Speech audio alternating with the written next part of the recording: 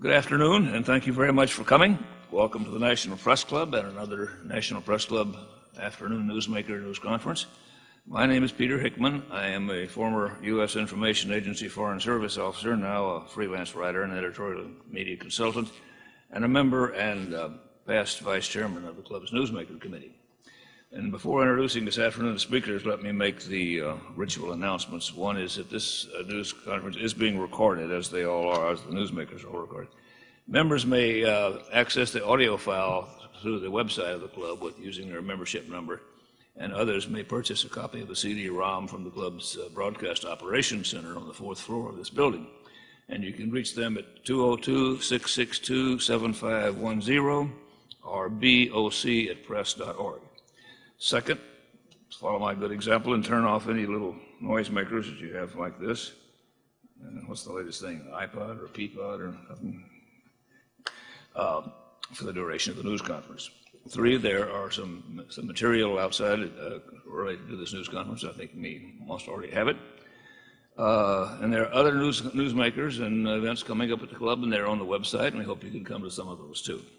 And finally, if you haven't signed in when you leave, when you arrive, please sign out when you leave. As you know, our newsmakers this afternoon are Mr. Nakibur Rahman, who's my far right, who is the son of Bangladesh opposition leader Maulana. Is that correct? I got it spelled right, Asim, this time. Maulana Rahman Nizami, and Mr. Toby Codman on my immediate right, an international war crimes attorney from the UK. Gentlemen, welcome to you both. Very glad to have you here. And I also want to welcome back to the NPC the person who originally proposed and helped arrange this newsmaker with Mrs. Rahman and Codman, Mr. Asim Ghafoor, standing in the back, modestly sitting in the back row. Thank you. Thank you very much again. Well, as I think you all know, today is the National Day of Bangladesh, the 41st anniversary of the country's independence. And our newsmakers have chosen this day to discuss questions concerning the current International Crimes Tribunal in Bangladesh against certain political figures' alleged involvement in war crimes, crimes against humanity, and genocide since 1971. Mr. Rahman's father is being prosecuted in the tribunal in what his son considers false charges, and Mr. Codman is an advisor to the accused in the tribunal and has said he wants to focus world attention on real war crimes and not what he calls political witch hunts, which is what he says is taking place in this tribunal. So after our newsmakers speak, they will take your questions, and please let them know your name and affiliation when you ask them. And when you do have a question, if you'll give me a signal of some sort, I'll call on you in turn with priority to club members and accredited journalists, and as many of you as our time permits. We have an hour. And finally, just to repeat, if you didn't sign in, please sign out. Thank you very much. Gentlemen, who's going to go first? Mr. Rahman. Reverse alphabetical order.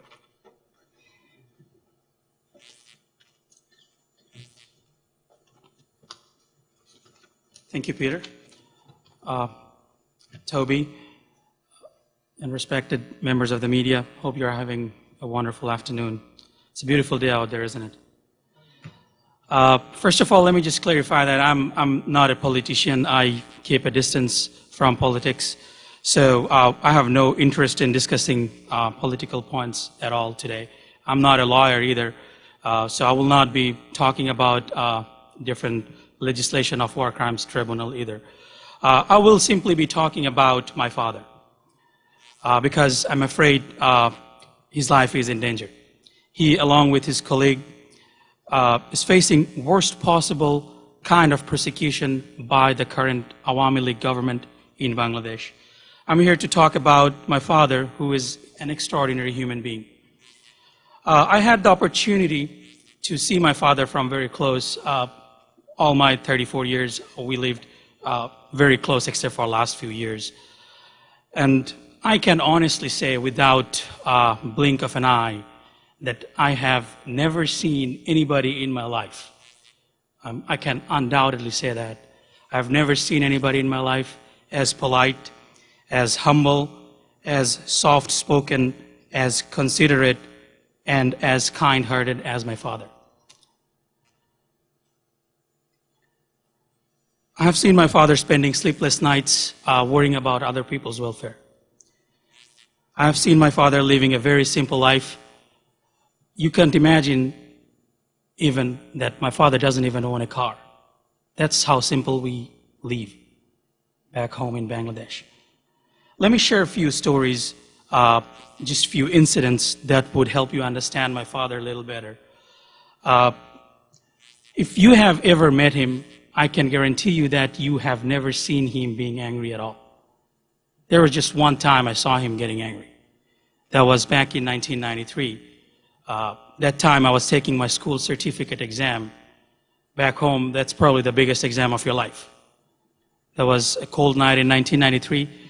We used to live in a small little apartment, and my parents could see my bedroom lights on or off. So basically, at night, they could tell whether I'm studying or not by looking at whether my lights are on or off. And I'm not a studious type. So a lot of times I chose to put my lights on and go back to bed, hoping that my parents would figure out that I'm actually working hard. So one night I was doing that. I just went to bed with keeping my bedroom lights on. And all of a sudden I hear my dad just trying to wake me up. And I look up and I see that he's holding a glass of milk. And at that time, we didn't have microwave ovens.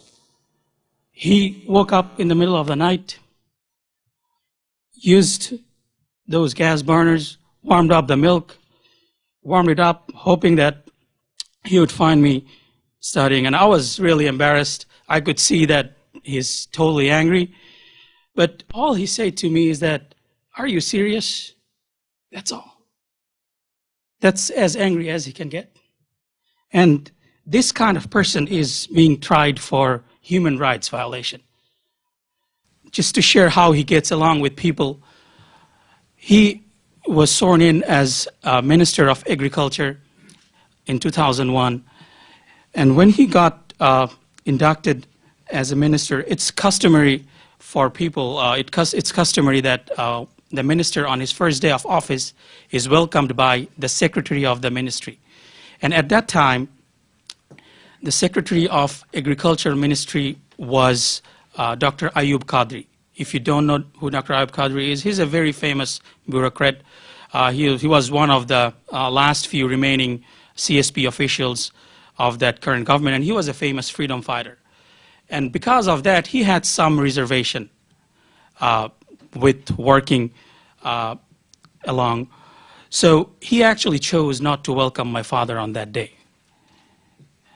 And he actually told his colleagues that he doesn't feel comfortable at all working here, and he doesn't know how he's going to get along.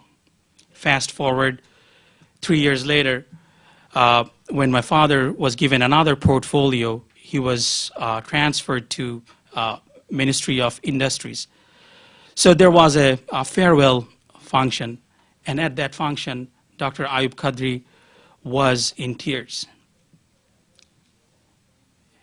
In that farewell ceremony, he simply said that, in tears, that I have never met anybody so humble in my life. I've been a bureaucrat for 35 years, and I never actually got along with anybody else in my life so well. I actually was supposed to retire last year, but I chose not to retire because I wanted to spend the rest of my life working with Mr. Nizami. And alas, it couldn't have happened. And later on, Dr. Ayub Qadri actually couldn't work with anybody else. He was actually, again, transferred to my father's ministry later on, and he retired as a Secretary of Industries later on. And in 2008, he was also advisor to the caretaker government. My father is a peace-abiding citizen. If you want to look for a poster child for law-abiding citizen, my father is one. He never breaks any kind of laws. Before 2008, when Awami League government came into power, there has been not a single charge, case, or report in any police station or any court against my father. His record was crystal clear.